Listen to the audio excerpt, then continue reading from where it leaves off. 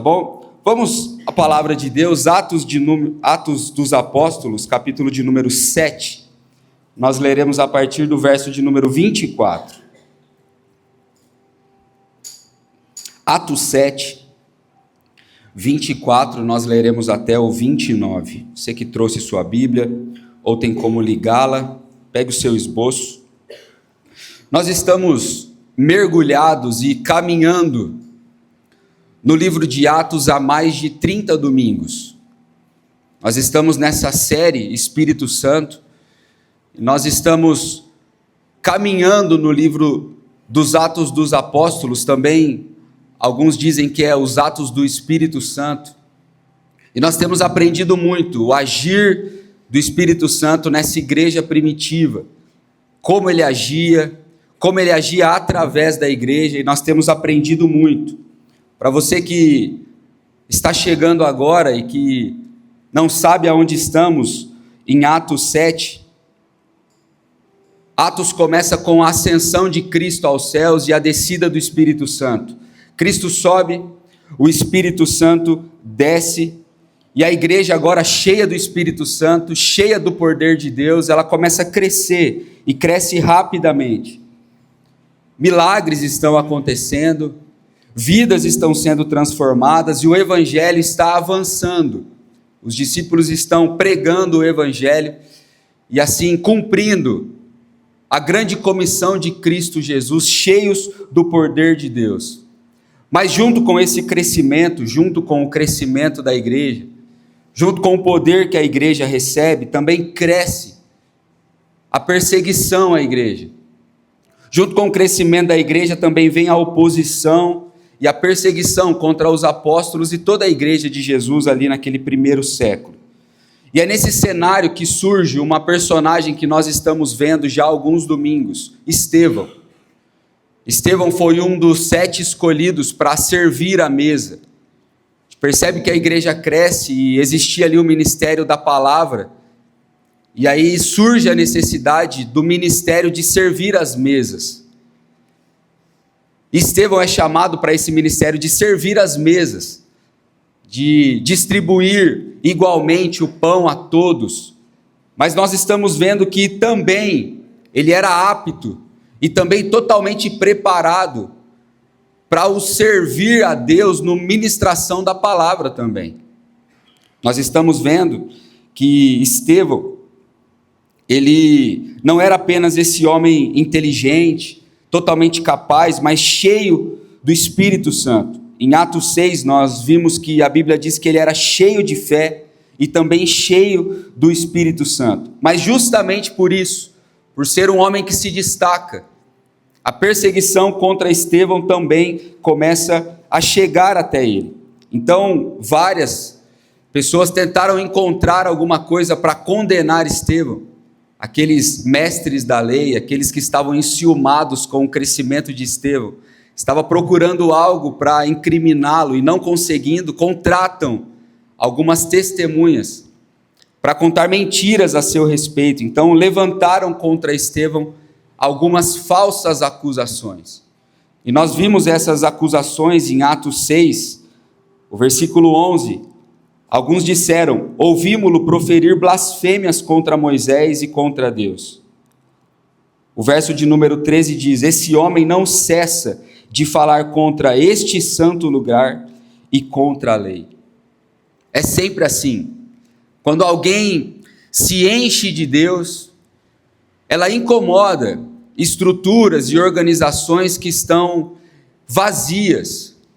E se levanta então essa perseguição contra Estevão, prendem Estevão e levam Estevão até o Sinédrio, que era a Suprema Corte da época. E percebam que as acusações que estão falando contra Estevão, as acusações que estão dizendo que ele estava blasfemando, giravam em torno de 2 coisas sagradas para os judeus. A primeira, o templo, e a segunda, Moisés. Diziam que Estevão estava blasfemando contra o templo e contra Moisés. E agora está Estevão diante desse sinédrio, diante dessa cúpula religiosa, diante desse julgamento daqueles que faziam o julgamento, tanto de questões religiosas e também civis do povo de Israel, que é o Sinédrio. Agora Estevão está diante dessa corte e ele começa o seu discurso nesse capítulo de número 7, que nós temos visto nos últimos domingos. E é impressionante que a gente já viu isso, mas eu sempre fico impressionado que Estevão não usa em momento algum o poder de fala para se defender. Levantaram calúnias contra ele, mentiras contra ele, disseram que ele estava blasfemando contra o templo e contra Moisés, acusam ele publicamente, e aí quando dão a palavra para ele se defender, ele não se defende. Ele usa o tempo que ele tem, aproveita esse tempo para pregar o evangelho. E a gente percebe que nesse cenário, onde esse julgamento está acontecendo, Estevão, que estava no banco dos réus, agora ele se torna um advogado de acusação contra aqueles que estavam o acusando. Ele começa a pregar o evangelho contra aqueles homens que estavam ali acusando ele de blasfêmia. E ele usa, para acusar esses homens, aquilo que eles mais conheciam, a história de Israel. Estevão usa a história de Israel para falar contra aqueles homens que tanto se diziam zelosos por aquilo. Então nós vimos que ele começa falando de Abraão, ele fala de José, fala de todos os patriarcas e agora ele chega em Moisés. E aqui esse discurso de Estevão ganha ainda mais força porque era contra Moisés que ele estava sendo acusado de blasfemar. E com o seu discurso ele mostra que ele não despreza Moisés. Ele mostra que ele conhece a história de Israel. E muito pelo contrário, ele demonstra profundo respeito pela pessoa de Moisés e pela ação de Deus através da vida de Moisés. Mas ao mesmo tempo, ele mostra para aqueles líderes religiosos algo que eles não estavam enxergando. Ele passa por toda a história de Israel e ele encontra um padrão. E ele acusa aqueles líderes religiosos de estarem repetindo esse padrão. Ele diz, olha, frequentemente o povo de Israel tem resistido aos homens que Deus levanta. Ele passa por toda a história de Israel e diz, olha, foi sempre assim. Vocês são um povo obstinado que sempre resistem àqueles que Deus levanta para ajudar vocês. Foi assim com Abraão, com José, foi assim com os profetas, e foi assim com Moisés. E agora vocês estão fazendo a mesma coisa com Cristo, a sua igreja e o Espírito de Deus. Um padrão onde Israel sempre resistiu aos homens que Deus levantou está sendo repetido por vocês. Vocês mataram o Filho de Deus, estão resistindo ao corpo de Cristo que é a igreja e ao agir do Espírito Santo no povo de Israel. E quando Estevão chega à história de Moisés, ele mostra algo talvez muito profundo. Ele relembra a história de Moisés, os passos de Moisés, e nessa parte que nós vamos ler agora, ele nos diz que o homem, Moisés, que Deus usara poderosamente, primeiro, ele precisou passar por um deserto. Porque mesmo antes de Moisés libertar Israel do Egito, Moisés ele precisava ser liberto talvez dele mesmo. Por isso que o tema desse sermão é o deserto que nos prepara. O deserto que nos prepara. Vamos para a palavra de Deus, depois de nos contextualizarmos aonde estamos nesse discurso de Estevão, vamos ler os versos de 24 a 29, que diz assim: ao ver um deles sendo maltratado por um egípcio, Moisés saiu em defesa do oprimido e o vingou, matando o egípcio. Ele pensava que seus irmãos compreenderiam que Deus estava usando para salvá-los, mas eles não compreenderam. No dia seguinte, Moisés dirigiu-se a 2 israelitas que estavam brigando e tentou reconciliá-los, dizendo: homens, vocês são irmãos, por que ferem um ao outro? Mas o homem que maltratava o outro empurrou Moisés e disse: quem o nomeou líder e juiz sobre nós? Quer matar-me como matou o egípcio ontem? Ouvindo isso, Moisés fugiu para Midian, aonde ficou morando como estrangeiro e teve 2 filhos. Eu quero orar mais uma vez, feche os seus olhos. Senhor, nossa eterna gratidão pelo acesso que temos à sua palavra. Aonde muitos não conseguem ler as Sagradas Escrituras com liberdade, nós temos acesso e com muita facilidade podemos ler esse texto sagrado. Então te agradecemos, Pai, por esse privilégio e essa oportunidade de mais um dia estarmos debruçados sobre a Tua palavra, rogando ao Senhor que fale ao nosso coração, que a nossa mente possa se abrir e se iluminar com o Teu Santo Espírito, e que o Senhor, de uma forma toda especial e única, possa ministrar ao coração de cada um de nós. Que não seja apenas acréscimo de conhecimento, mas que seja realmente uma palavra transformadora para cada um de nós. Que diante da Tua palavra nós possamos aprender, que nós possamos realmente ser transformados, para que a nossa vida, Pai, possa realmente glorificar o Teu nome, que os nossos passos estejam sempre norteados pela Sua santa e bendita palavra. Fale conosco, Senhor, em nome de Jesus. Amém e amém. Em vias de regra, no geral, todos nós fugimos do sofrimento. Ninguém gosta de sofrer. A não ser que você sofra de alguma doença, como o masoquismo, você não gosta de sofrer. Você não gosta de passar por um deserto, um momento da sua vida onde as coisas estão escassas, aonde o básico não lhe é oferecido, aonde você tem sede e não tem aonde tomar água. Isso seja espiritualmente, isso seja financeiramente, isso seja na sua família, ou nos negócios, ou em qualquer lugar, no seu corpo físico, nenhum de nós gostamos de sofrer. A gente sempre foge do sofrimento. A gente procura estruturar a nossa vida para que a gente possa, talvez, no dia de amanhã, poupar algum sofrimento para nós, para os nossos filhos, se organizando para que soframos o mínimo possível. E nós não estamos errados nisso, mas existe algo muito curioso na Bíblia Sagrada. Se você abre a sua Bíblia, você vai ver que Deus frequentemente, Ele usa o sofrimento para alinhar a nossa vida. Ele usa o sofrimento para talvez trazer a nossa vida para o eixo. Usa o sofrimento que não escapa a nenhum de nós para trazer a nossa vida para mais perto dele, ou para fazer a nossa mente pensar direito. Deus sempre usa o sofrimento para nos alinhar.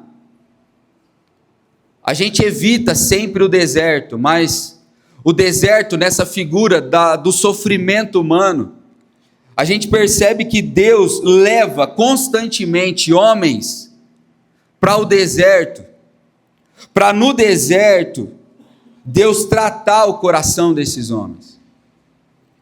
Nós vemos Deus levando homens para o deserto, empurrando talvez alguns para uma espécie de sofrimento, para no sofrimento extrair aquilo que Ele deseja. Porque a lógica do reino de Deus é uma lógica contrária àquilo que a gente vive hoje, aquilo que o mundo acredita. A lógica de Deus é totalmente contrária à lógica do mundo. A lógica do reino de Deus, ela não olha a dor como um perigo. A gente já foi instruído na palavra de Deus que a dor acontecerá. Mas o reino de Deus e a lógica do reino mais nos empurra para o perigo do conforto do que da dor. A palavra de Deus mais nos mostra que o perigo mora talvez numa vida confortável do que numa vida talvez aonde você está sofrendo. Talvez seja mais perigoso você viver uma vida calma, tranquila, do que você passar por diversas provações. Porque o conforto, ele tende a dar para nós uma certa ilusão de vida. O conforto dá para nós talvez uma ilusão de que a gente tem tudo sob controle. O conforto talvez dá uma ilusão para nós de que nós somos autossuficientes. Está dando tudo certo. Eu estou conseguindo fazer. Dá essa sensação de independência. De que se está dando tudo certo, eu não preciso dos outros, eu não preciso de Deus, eu não preciso da igreja, porque as coisas já estão acontecendo naturalmente. A minha vida está confortável. A maioria das pessoas confortáveis não acreditam que precisam de Deus para nada. As coisas já estão bem. Eu não preciso de Deus para isso, para eu viver. E a gente consegue observar isso muito claramente, por exemplo, nas nossas reuniões de oração. Tem dois tipos de pessoas nas nossas reuniões de oração. Aqueles que realmente aprenderam a orar e aqueles que estão precisando de alguma coisa. E aí tem sempre o grupo fixo do pessoal que aprendeu que a oração é importante, independente das circunstâncias. E tem o outro grupo que gira, o pessoal que está precisando de algo e está passando por uma necessidade tão difícil que ele vem orar. E o conforto empurra essas pessoas para fora das nossas reuniões de oração. Eu não preciso mais pagar o preço da oração, já consertou a minha vida. É o perigo do conforto.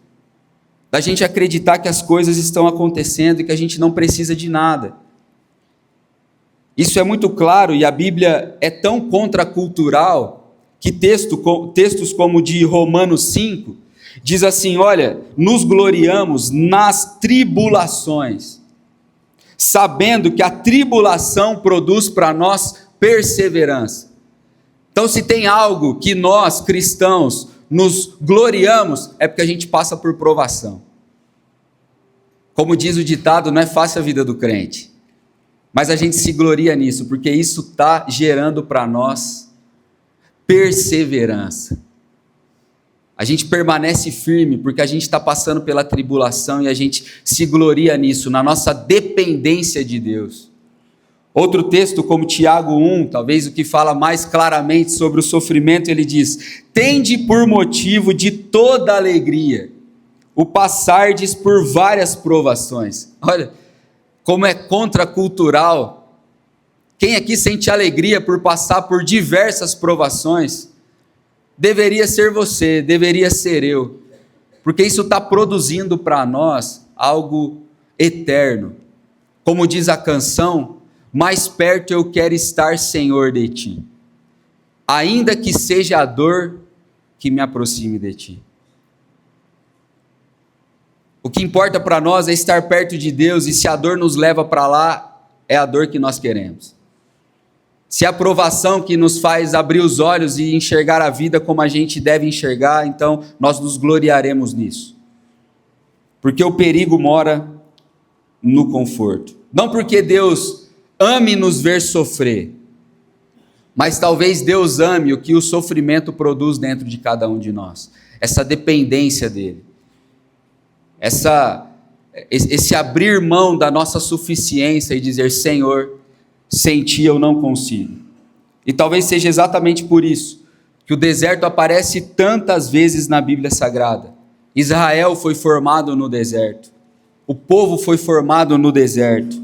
Davi amadureceu no deserto. Elias ouviu Deus no deserto. Aonde João Batista estava pregando e preparando o caminho para o Senhor no deserto. Não eram nos palácios, não era no conforto. Jesus, antes do seu ministério iniciar, foi levado pelo Espírito ao deserto para ser tentado. O deserto faz parte da nossa vida, não é apenas um acidente espiritual, mas é a mão de Deus frequentemente nos colocando em ambientes de transformação e de preparação. E o que aconteceu com Moisés é que o Egito tinha produzido em Moisés talvez essa autossuficiência. Ser criado no palácio talvez deu para Moisés um poder, como o próprio texto diz, que confundiu um pouco a cabeça do libertador. Moisés foi produzido e foi ensinado no palácio e recebeu com isso muito conhecimento e poder. E precisou ir para o deserto para que o deserto produzisse nele, então, essa dependência de Deus. No Egito, nos nossos Egitos, nós temos muito recurso. Tem muita coisa à nossa disposição. A gente estudou, a gente sabe trabalhar, e o nosso Egito mostra que a gente consegue fazer muitas coisas. Mas de vez em quando Deus nos empurra para um deserto, para ver que em alguns momentos da nossa vida, tudo aquilo que a gente sabe, tem, e tudo aquilo que a gente acredita que alcançou, não é suficiente. Que nós precisamos de Deus. Moisés foi assim. Nós podemos dividir, e alguns estudiosos dividem a vida de Moisés em 3 blocos. 3 blocos de 40 anos. No primeiro bloco, Moisés passou 40 anos aprendendo que ele era alguém, recebendo toda a instrução e todo o poder que o palácio e o Egito podia dar para ele. O segundo bloco, Moisés passou 40 anos aprendendo que ele não era ninguém no deserto. E depois ele passou 40 anos vendo e percebendo que Deus é tudo. Deus é tudo. Estevão, cheio de discernimento aqui no seu discurso, banhado pelo Espírito Santo, de certa forma está tentando dizer isso para aquele sinédrio, e talvez seja o que ele está dizendo para nós aqui nessa manhã. Por isso eu quero compartilhar com vocês 3 verdades que esse texto e que o discurso de Estevão falando sobre Moisés, nesse período em que foi levado para o deserto, ensina para mim e ensina para você nessa manhã. Verdade de número 1, nem sempre aquilo que nos faz fortes é o que nos prepara para cumprir o propósito. Se você está com o seu esboço, você pode preencher, por favor. Nem sempre aquilo que faz você forte é o que te prepara para cumprir o seu propósito. Não é o texto que nós lemos, mas no verso 22 do discurso de Estevão, Atos número 7, diz assim: Moisés foi educado em toda a sabedoria dos egípcios, e veio a ser poderoso em palavras e obras. Moisés tinha todo o conhecimento da época. Moisés ele tinha uma certa influência de quem veio da família real. Moisés tinha na sua bagagem um preparo, tinha toda a cultura, tinha uma posição elevada. Aquilo que o texto diz, que ele era poderoso em palavras e obras. Humanamente, vendo esse Moisés, nós dizemos, está preparado. Quais as características nós talvez buscamos em um líder? Que tipo de característica a gente busca em alguém que vai liderar a nossa igreja, um ministério na nossa comunidade? Talvez, se nós não abrirmos os nossos olhos, a gente olha e fala assim: esse cara está preparado, poderoso em palavras, instruído, esse cara tem as manhas, aprendeu com os melhores, tem toda a cultura ao seu favor. Nessa primeira etapa da vida de Moisés, ele estava extremamente preparado, e talvez ele pensava que estava, por ter sido criado ali nessa corte de Faraó, poderoso em palavras, douto em toda a ciência, aprendido naquilo que tinha de melhor no mundo antigo, parecia preparado para tudo. Mas nós vemos aqui em Atos, aqui nos versos 24 e 25, que ele tenta então resolver aquilo que ele foi chamado para resolver com toda essa força que ele tinha. Ele pega tudo aquilo que ele tinha e diz: olha, eu aceito que eu sou o libertador do povo e pode deixar que eu vou resolver isso. Já estou preparado. E o verso 24 diz que ao ver um dos seus irmãos sendo maltratados por um egípcio, ele saiu em defesa do oprimido e vingou e matou o egípcio. Moisés estava com a causa certa, falando: não, eu sou o libertador desse povo, e eu vou começar, não sei se ele tinha pensado, vou matar um egípcio de cada vez, porque ele mata o primeiro, e ele vai para libertar o seu povo da opressão, mas talvez ele estava confiando demais nos seus próprios recursos, porque o verso de número 25 diz assim: ele pensava que seus irmãos o compreenderiam, que Deus o estava usando para salvá-los, mas eles não o compreenderam. E Moisés quebra a cara. Moisés tinha o chamado de Deus ao seu favor. Ele nasceu para ser o libertador. Tinha toda a instrução, toda a força, tinha toda a capacidade, era poderoso. E ele tenta usar isso para libertar o seu povo. E não dá certo. Ele precisava do deserto para ele lembrar que para ele ser o libertador, ele precisava depender de Deus. Com as suas forças, com aquilo que ele tinha, ele não conseguiria.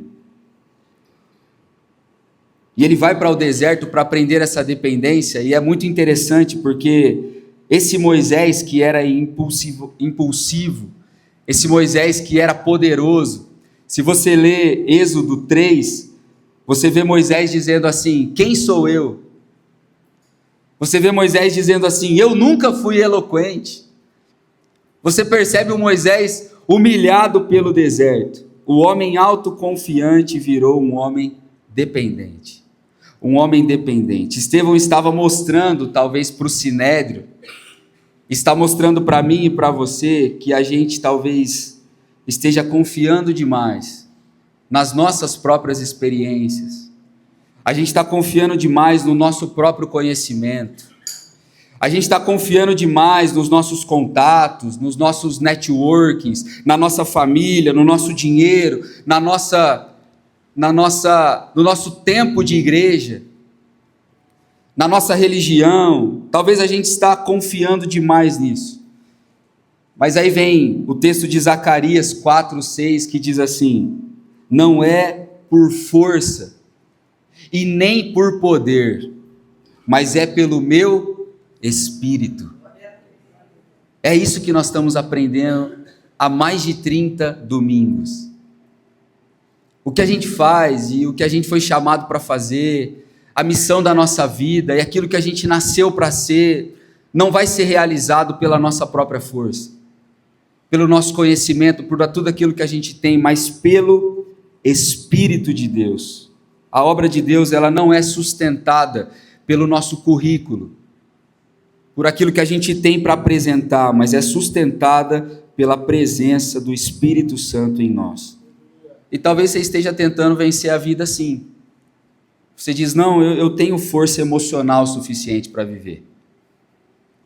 Não, eu tenho essa força moral para eu encarar a vida. Não, eu fui apreendido e fui testado e eu tenho essa força ministerial para cumprir o meu chamado. Não, eu trabalho, eu estou bem agora, então eu tenho essa força financeira para viver. Não preciso de Deus. E Deus está nos ensinando hoje que nós precisamos dele para tudo. Talvez a nossa altivez está nos empurrando para o deserto, para que no deserto a gente aprenda a humildade e a dependência do nosso Deus. Deus às vezes permite o deserto justamente para nos ensinar que você não precisa confiar no Egito. Você não precisa. Você não precisa ter esse fardo de confiar em você mesmo, no conhecimento seu, em tudo aquilo que você tem. O que Deus está dizendo para você hoje é que você precisa confiar nele, somente nele.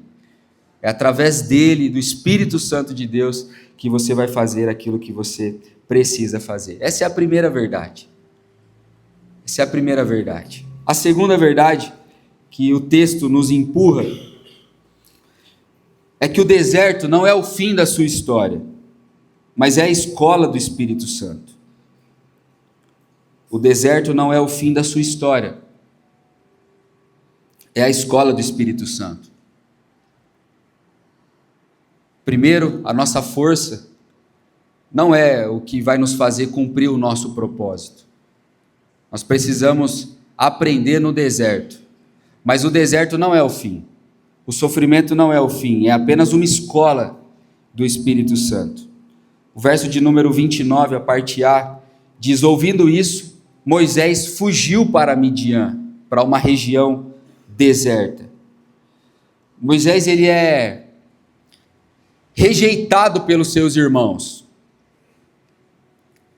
Moisés tenta, com a sua própria força, salvar os seus irmãos e fazer aquilo que ele foi chamado para fazer, mas ele é rejeitado. Agora imagine a dor no coração de Moisés. Imagine o que está passando na cabeça de Moisés sendo rejeitado pelo seu próprio povo. Moisés, ele abre mão do conforto do palácio e diz: não, eu não nasci para isso. Eu nasci para libertar o meu povo. Eu não pertenço ao palácio. Ele abre mão do pertencimento do palácio e se joga no teu povo, e ele diz: vou libertar o povo, e ele vai em favor de um oprimido, e aí ele descobre que ele também não pertence ao seu povo.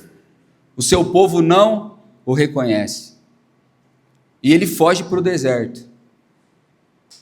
E ele também não se encontra no deserto. Imagina, não sei se você já se sentiu assim, um peixe fora d'água. Parece que você não se encaixa em lugar nenhum.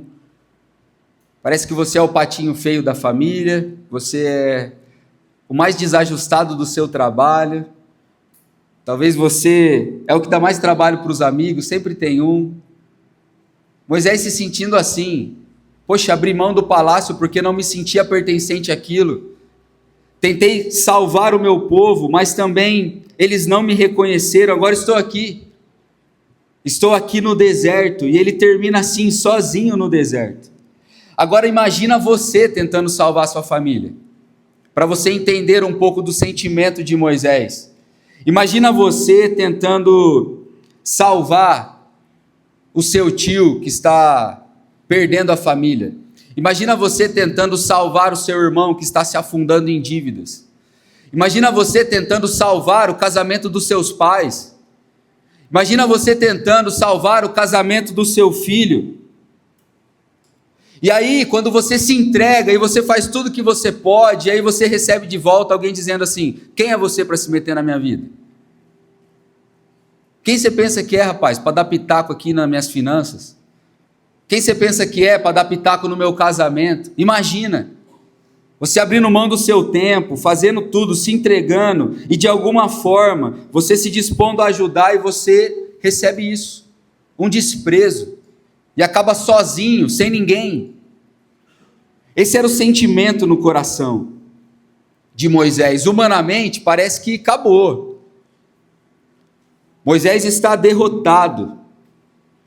Mas espiritualmente, na vida de Moisés, ele estava sendo preparado. Às vezes na nossa mente a gente pensa: poxa, agora eu não tenho mais para onde ir. Eu tentei pertencer ao mundo.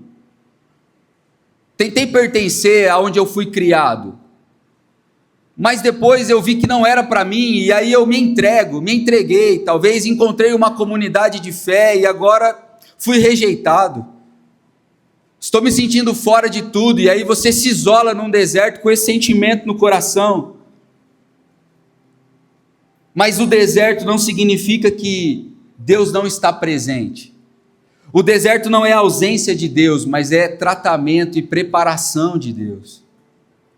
Talvez você esteja nesse momento em que Deus está te preparando, em que Deus está tratando o seu coração, porque Deus usa os desertos para isso. O texto de Deuteronômio 8, o verso de número 2 e 3 diz assim: o Senhor teu Deus te guiou no deserto para te humilhar, para te provar e para saber que estava no teu coração, para te fazer saber que o homem não vive só de pão, mas de tudo que procede da boca de Deus. Talvez o seu deserto tenha esse propósito. Você foi empurrado para lá para essa finalidade. O deserto é onde Deus ele desfaz essas nossas ilusões. Não é o fim. É Deus desfazendo aquilo que estava errado na nossa cabeça. Desfazendo as nossas ilusões. As ilusões que o conforto trouxe, achando que a gente está controlando a nossa vida. Achando que a gente é autossuficiente. O deserto, ele nos mostra que nós somos realmente dependentes de Deus. Não é o fim. É Deus desconstruindo na nossa mente a nossa altivez. No Egito, Moisés conheceu o poder do homem. Imagina, era a maior civilização da época. Ele foi criado dentro do palácio, na Casa Branca dos Estados Unidos. Ele conhecia todo o poder do homem, tudo aquilo que o homem era capaz e tudo aquilo que o poder do homem era capaz de fazer. Mas foi no deserto que ele conhece a suficiência de Deus, de que Deus não precisa de nada disso, que Ele não precisa de nada disso para executar a sua obra, mas que Ele, por Ele mesmo, é suficiente. Talvez, e bem provável, você esteja vivendo hoje um deserto. O sofrimento faz parte da vida humana e em alguma área da sua vida você está passando por isso, por uma escassez e por um deserto, uma porta que se fechou, o céu que parece em silêncio para você, uma sensação de que a sua vida está atrasada em comparação a todo mundo, de que as coisas não funcionam para você, de que ninguém te vê, de que você é invisível. Mas a pergunta que você precisa fazer não é: Deus, por que tudo isso?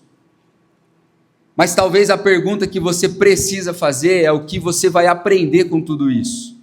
O que Deus está fazendo com você com tudo isso? O que você está sendo transformado com tudo isso? Deus não leva Moisés para o deserto para destruir Moisés, mas para esvaziar Moisés dele mesmo e encher Moisés apenas de Deus.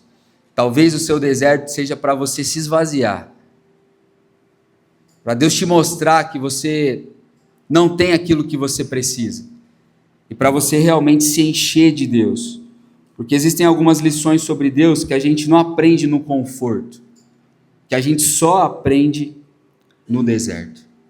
Essa é a segunda verdade. O deserto não é para acabar com você, não é o seu fim, mas é Deus tratando você e é realmente Deus ensinando você através do seu Santo Espírito. E a terceira e última verdade que a gente aprende com Moisés no discurso de Estevão para o Sinédrio é que o deserto nos ensina a viver na liberdade do Espírito. O deserto nos ensina, e uma das coisas principais que ele nos ensina é viver na liberdade do Espírito. O verso de número 29. Ouvindo isso, Moisés fugiu para Midian, aonde ficou morando como estrangeiro e teve 2 filhos. Ficou morando como estrangeiro. Moisés perdeu absolutamente tudo. Tudo que influenciava a sua vida, tudo que influenciava suas decisões, tudo que dava para ele uma certa confiança em si mesmo, ele perdeu tudo. Perdeu o palácio, perdeu a sua posição no meio do povo. Moisés perdeu o seu status como alguém que era da realeza. Moisés perdeu o reconhecimento que ele tinha, todo o conforto que a vida tinha proporcionado para ele. De uma hora para outra ele perde tudo. E isso parecia realmente uma grande perda no começo. Mas a verdade é que Deus estava libertando Moisés.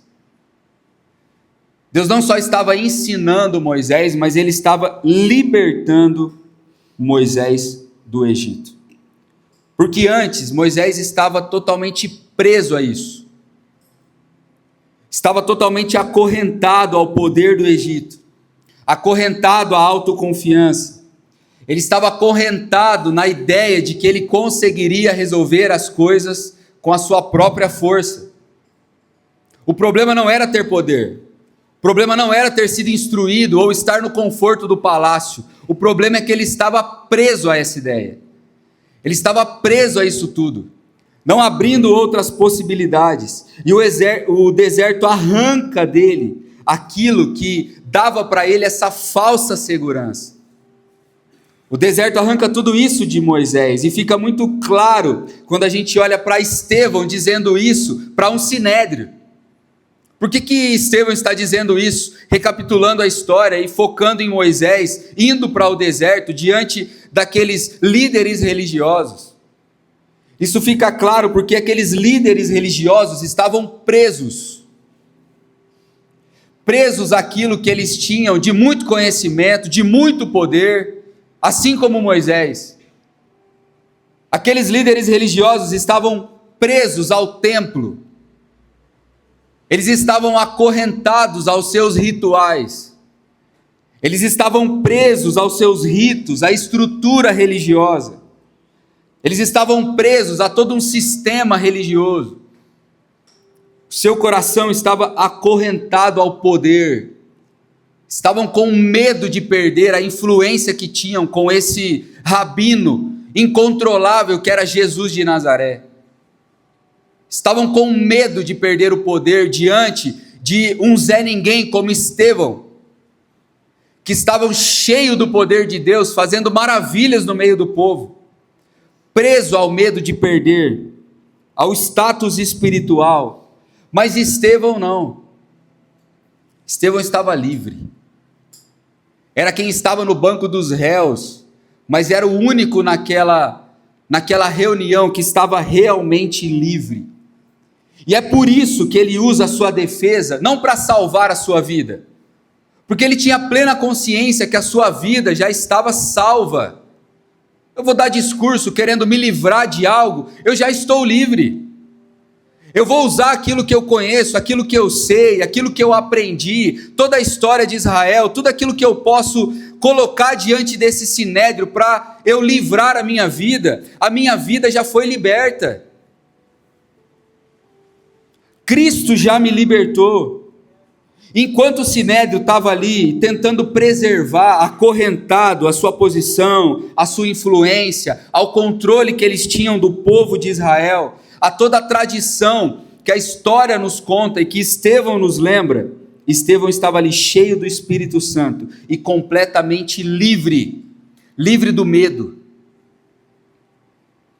Ele não estava com medo da morte, ele não estava com medo da dor, ele estava livre de uma aprovação humana. Ele estava totalmente liberto do apego que ele tinha à sua própria vida. Talvez aquilo que Estevão estava sentindo, o apóstolo Paulo consegue transpor em palavras, escrevendo aos Filipenses, capítulo de número 1, verso 21, porque para mim o viver é Cristo, e o morrer é lucro. Se eu estou diante do sinédrio, com o risco da morte, se eu morrer é lucro. Então, se eu não tenho mais vida, aproveitarei o meu tempo para falar de Cristo, porque para mim, se eu estou vivo, eu falo de Cristo. E se me matarem por isso, eu estou no lucro, que verei o meu Deus face a face. Essa é a liberdade que Cristo nos oferece. Uma vida livre do medo, uma vida livre da aprovação da sociedade, uma vida livre da aprovação dos homens. Minha vida não está mais presa às coisas dessa terra. Eu estou livre do poder da dor, da morte, do poder de tudo aquilo que diz respeito a esse mundo. Eu não sou daqui. E é muito interessante porque o texto diz que Moisés foi viver como estrangeiro. Um estrangeiro vive numa terra que não é dele. O estrangeiro não tem direito de cidadania onde está vivendo. Ele tem essa consciência de que ele está vivendo ali, está fazendo comércio, cuidando de ovelhas, ali ele se casa, ali ele tem 2 filhos, mas ele tem essa consciência: sou estrangeiro aqui. Essa é a consciência daqueles que foram comprados e libertos do poder desse mundo. A gente vive aqui, a gente faz comércio aqui, a gente faz família aqui, a gente vive aqui, mas a gente tem a consciência, a gente não é daqui. Esse lugar não é a minha terra.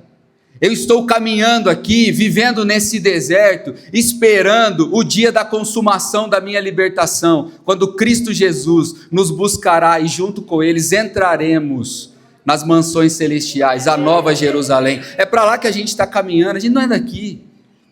Essa liberdade de viver a vida com o coração aberto, despreocupado se perderemos dinheiro, despreocupado se nós temos ou não para oferecer. Se você tem algo na mão, compartilhe.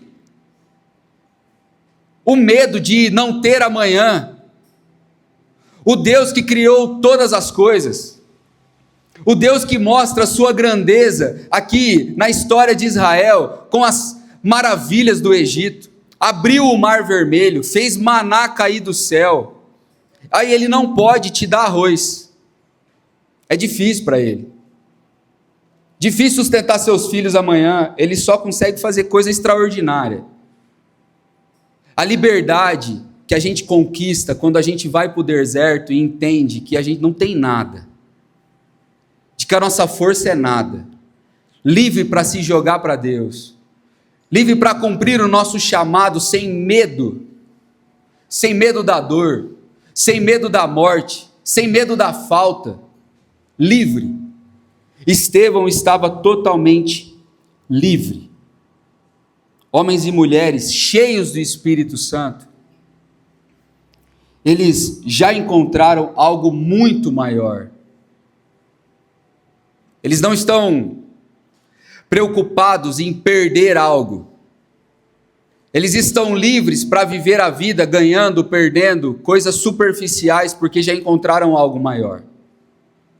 E são livres naquilo que encontraram. São livres para viver a vida.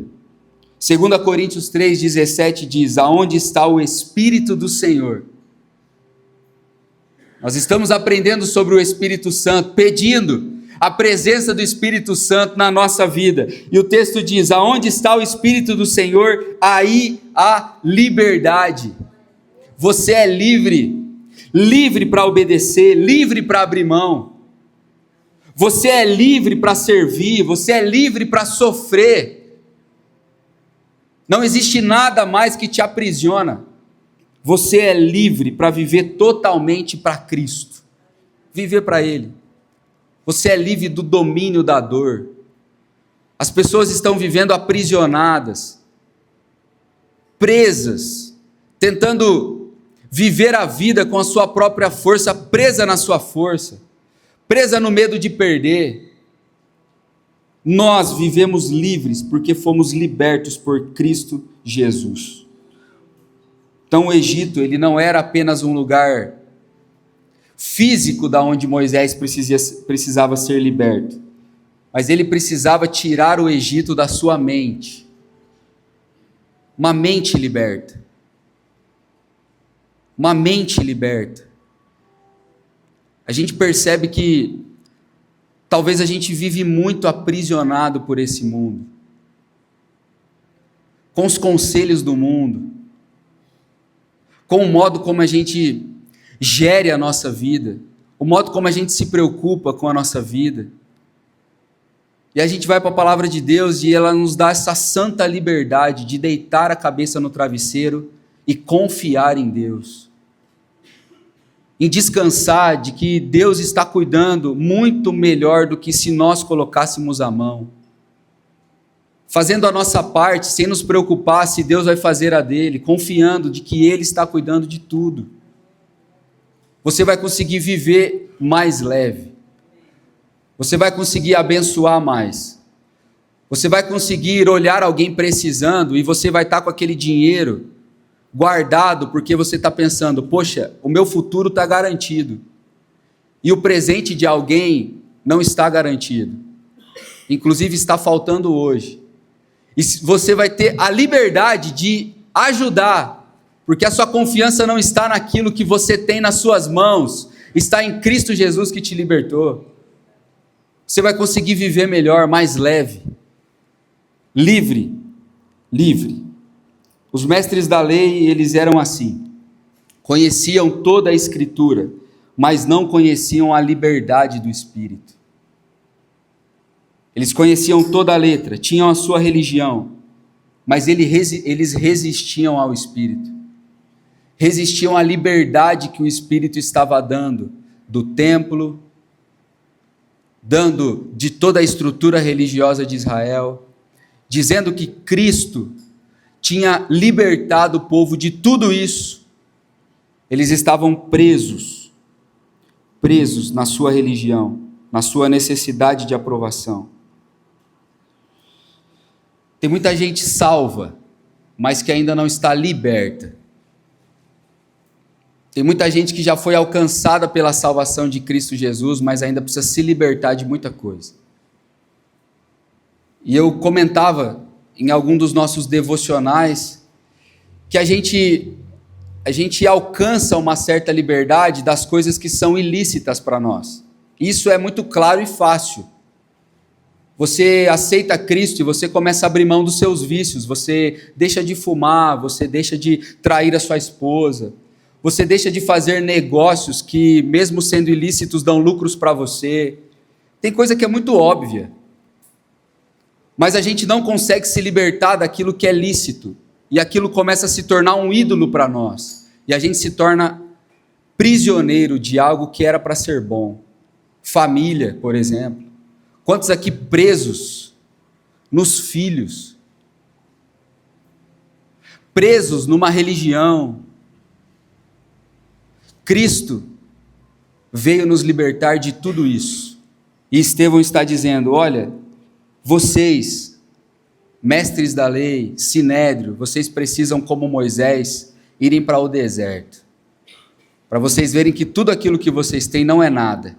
E que vocês precisam daquilo que Deus deu para nós, Cristo Jesus, o nosso Senhor.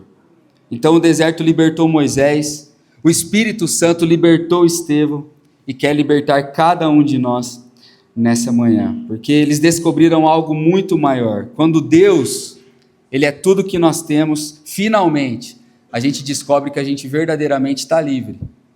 Quando você olha e fala, eu não tenho nada além de Deus. Mas e a tua casa, o teu carro, e tua família? Isso não é nada comparado àquilo que eu recebi do Senhor, que é o próprio Deus em nós. Quero concluir, partir para a conclusão desse sermão. Moisés, ele sai do Egito sendo alguém, porque ele aprendeu assim. Ele aprendeu que ele tinha poder. Ele aprendeu que ele tinha possibilidade, ele aprendeu que o braço dele era forte. Ele sai do Egito achando que era alguém. Mas aí no deserto ele aprende que ele não era ninguém.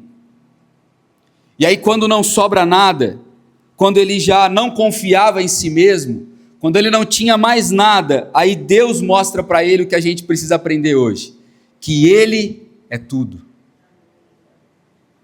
Quando a gente deixa de perceber que a gente não é nada, Deus mostra que Ele é tudo. E talvez o Espírito esteja fazendo isso com a gente hoje, nessa manhã. Quebrando a nossa autossuficiência, quebrando o poder do nosso braço, nos ensinando a depender de Deus, nos libertando dos nossos egitos psicológicos, dos nossos egitos mentais que existem dentro de nós e nos lembrando que a nossa nova vida agora está em Cristo Jesus. E o meu desejo para você nessa manhã é que você encare os seus desertos de forma diferente. Os desertos vão vir. Talvez Deus esteja te empurrando para um, mas não é punição e também não é um isolamento de Deus, mas com certeza pode ser para você, se você tiver esse santo discernimento de saber que o deserto está preparando você e ensinando você, para que você possa ser alguém melhor e livre. Amém? Fique de pé, por gentileza.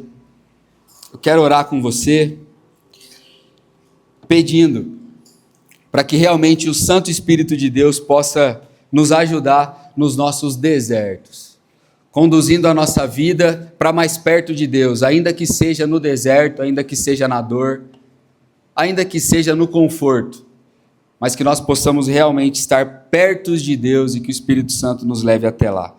Oremos juntos. Pai, nossa gratidão pela Tua santa e bendita palavra que fala conosco.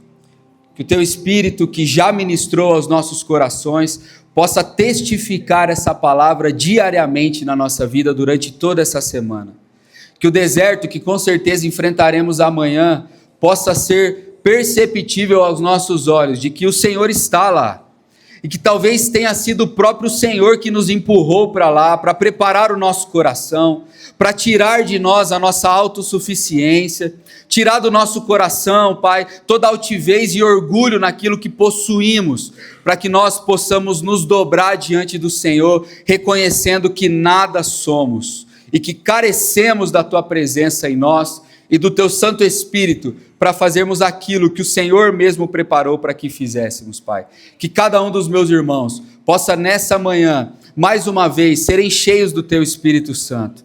Que eles possam viver uma semana, Pai, transbordante. Que sem medo eles possam obedecer. Que livres do medo eles possam, Pai, se doar para Ti. Se doar primeiro a Ti e também aos outros, Pai, de forma em que a generosidade alcance, Pai, outras pessoas através dos meus irmãos que estarão nessa semana em toda a vida cheio do Seu Santo Espírito, Pai. Viva através de nós nessa semana, que o Teu Santo Espírito conduza a nossa vida para uma semana gloriosa. Em nome de Cristo Jesus nós oramos, amém e amém. Você pode aplaudir ao Senhor pela Sua palavra, amém?